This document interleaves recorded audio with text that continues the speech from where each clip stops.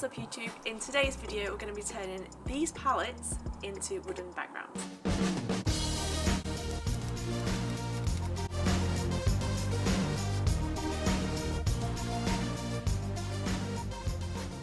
What's up YouTube and welcome back to my channel. In this video we're going to be turning some wood pallets into wooden rustic backgrounds for photography. If you like photography content then make sure you click subscribe down below. First of all we need to take these off the struts so we've got just the boards free because I want them a lot closer than they are now. First step for making these boards was to remove the planks of wood off the pallets.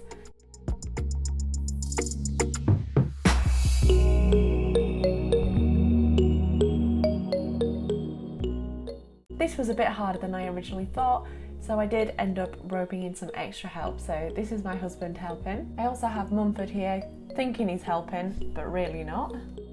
The way we did it was just with a hammer, the backwards end of that hammer, and just yanking them off.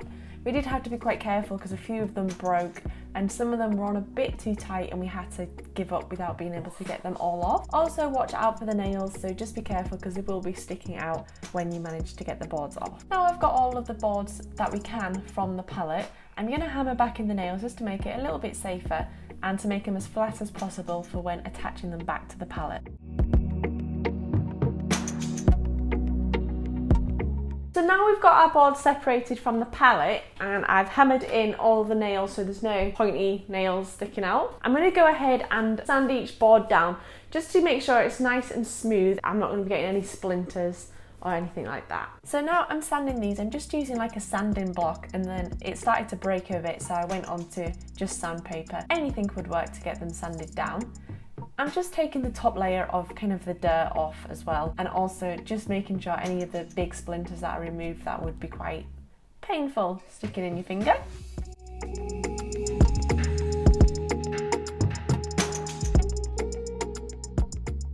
Now the boards are sanded down, I'm going to go ahead and stain them. I'm going to stain them before I attach them all back to the pallet, just to make sure that I can get them all in a really nice order as they're slightly different colours, so the stain might come up slightly different on them, so I want to make sure they look right next to each other. The stain I went for was a dark wood.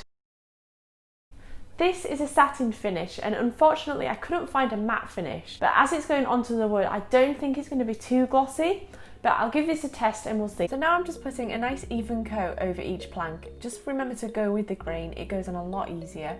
And when I got the hang of it, it went quite quick, but this is quite a nice therapeutic part of this, so just put some music on and it'll go really fast.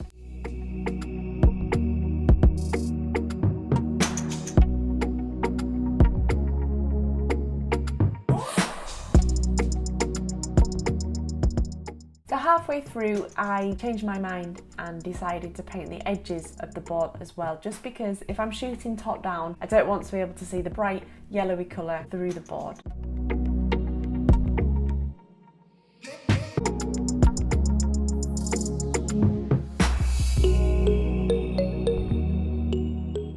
Just take your time when you're doing this and make sure you get a really nice even layer of the wood paint. I was a bit worried that the different colours in the wood would show up quite a lot through the paint, but it didn't actually. It covered it quite nicely in all a really nice dark deep brown colour. After applying it, make sure you leave it to dry for about, it says 1 to 2 hours, but I felt like it did need quite a bit longer than that.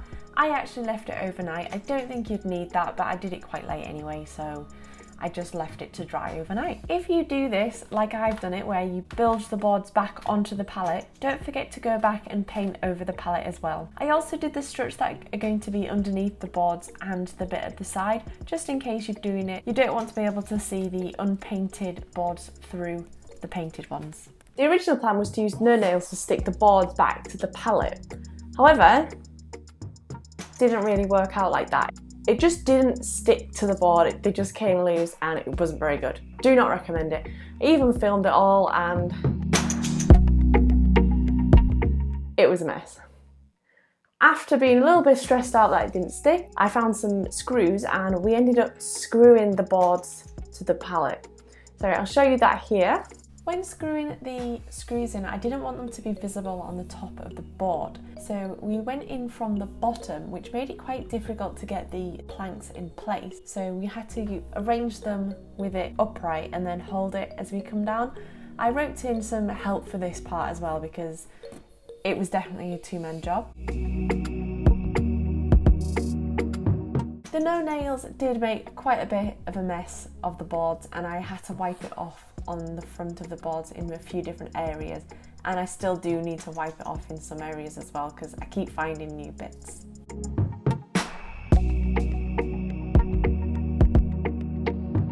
We didn't have enough screws to do 3 on each, which would have been ideal, so we'd used 1 down the middle of each strut to keep it all in place.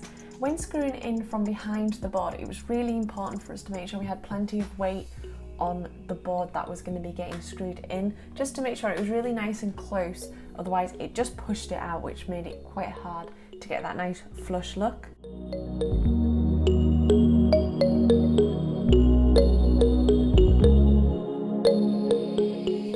After we finished, I had a few black screws left over, so I used these spare screws to screw in the edges of a few of the boards that were sticking out the most. I didn't mind them being shown on the top at the edges because that won't be in the pictures very often, and they're black, so they're going to blend in quite nicely. This is a really rustic board, so it doesn't matter that it's a bit uneven, and some of the boards are going to stick out a little bit more than others, but that's just the look we're going for.